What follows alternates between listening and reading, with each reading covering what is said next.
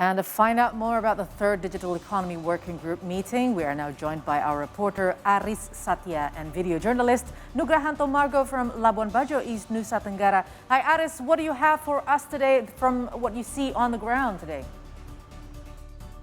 Okay, thank you very much, Alias. So today the DEWG is continuing its the third meetings, and for today there is a special booth in here. There's an ITF, the Industry Task Force, where the industry players they will participate in the DEWG. But to know more what is ITF, thankfully we already joined with us, Yasa Khatam, as the representative from AWIR. Mas Yasa, thank you very much.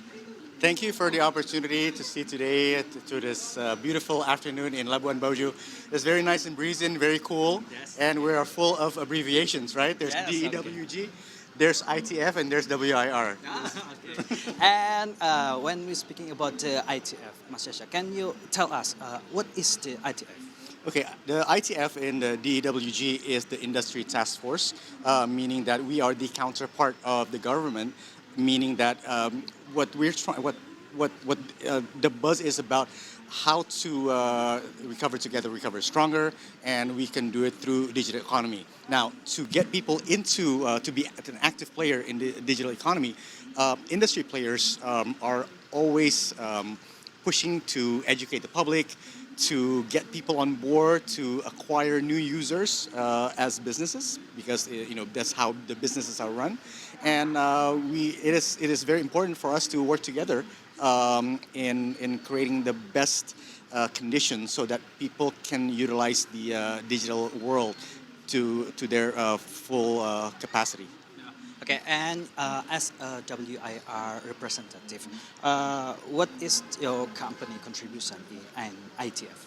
Right. So what we are doing right now, so this is the third participation in the DWG Roadshow, the series, but the ultimate goal is that we are going to show Metaverse Indonesia and how it will look like for the G20 summit rather, G20 summit in Bali in November of 2022. So we are going to launch it. We're going to show a glimpse of how it's going to look like.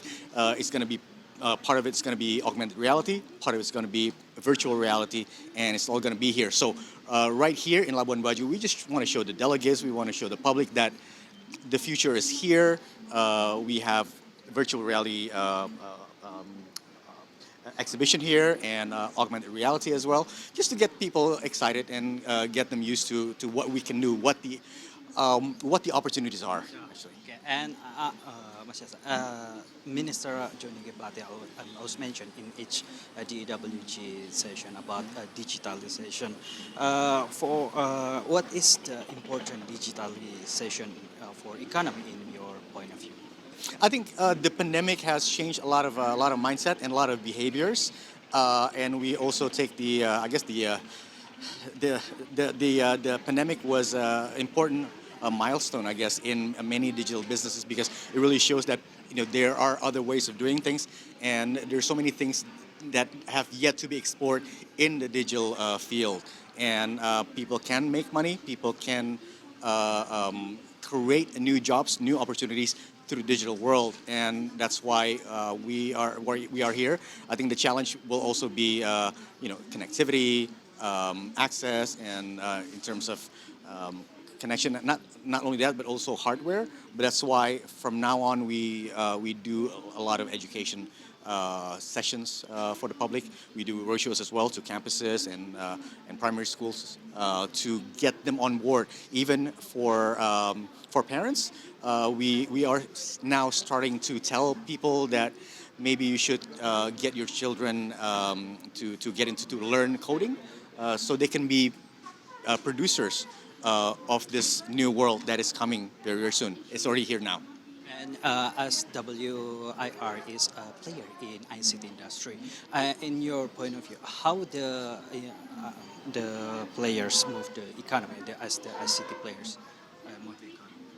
Well, again, these are businesses. There are more than 24 players, industry members in the ITF, in the Industry Task Force of DEWG. So I think because these are companies, these are commercial entities. Everybody's trying to acquire as many users as possible, to trying to get as many interactions and transactions as possible, trying to get a lot of volumes here, trying to get a lot of small, medium enterprises on board and become part of it, and so that they are familiar, and so that more transactions can be achieved, and more creativity and more ideas can be translated into the digital economy. So we create a whole ecosystem together. Okay. And when speaking about Indonesia, there's a huge potential, especially for digital economy. In your point of view, what will be the greatest challenge for Indonesia to move? To make sure the digitalization happening in Indonesia. I think digitalization will be driven by the younger generation, because they are digital native. The level the I guess the level of adoption of technology is very high, also, especially from the younger generation, because they are digital native, and it will evolve as they are growing, because the needs will grow, the numbers will grow from that generation. So sorry, sometimes I have to apologize to the older generation that, hey, this is not going to be your role anymore. It's going to be theirs. So when we talk about it, we talk about the younger generation. They're going to take over, and they're going to be the major players for this to drive it forward. Yeah. And I'm also I want to mention that you also mentioned that there will be a VR, AR, and also metaverse in the future. And what will the AR, VR, and metaverse impact the economy in the future? I think the first way that this will impact society will be in introducing new ways of doing things. It can be learning, it can be experiencing like a concert, but the introduction of this gaming aspect is going to be there's going to be a game logic to it, meaning that people will learn things a different way. I think a lot of sectors will need to adapt. I cannot answer for every single industry, because every business will have their own objective, and it's important for everybody to get on board first and try to figure out what kind of business objectives they will have by going into the metaverse, because it's not going to be a new channel, but it's going to be a new way of doing things. I hope that's not too abstract, but again, it's important to get on board first, and let's figure it out. We can help in trying to figure it out, and how to set the goals for each business or any entity. It can be foundations, it can be educational institute, it can be anybody. And how about in Indonesia, the AR, VR, metaverse? What will be that future in Indonesia for AR, VR, and metaverse? Well, the evolution and adaptation will be in phases. I think the first phase will be a combination of augmented reality, virtual reality. Everything's going to be mixed at the end. In the first years, it's going to be more of an experience. In the next phase, there's going to be transactions happening using the platform. That's when we're going to be talking about how transactions will be regulated, and that's when we're gonna talk about tokens, cryptocurrencies, and other things. But first, it is something that has to be experienced first, rather than talking about if I buy this NFT, am I going to make some money in the future? No, I think that we should put that aside, because I think that will go into I guess speculation for a commodity, right? Let's get it together. Let's build the ecosystem together. Okay, and thank you very much, Mas Yasa, for your full explanation about digitalization and, of course, the ITF.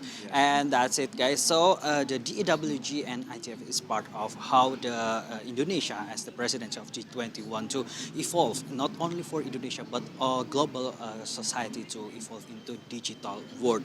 And for the next meeting, of course, ITF and also DEWG will continue to discuss, especially for this third meeting. They will talking about the empowerment in digital skills and also about the data flow. Back to you guys.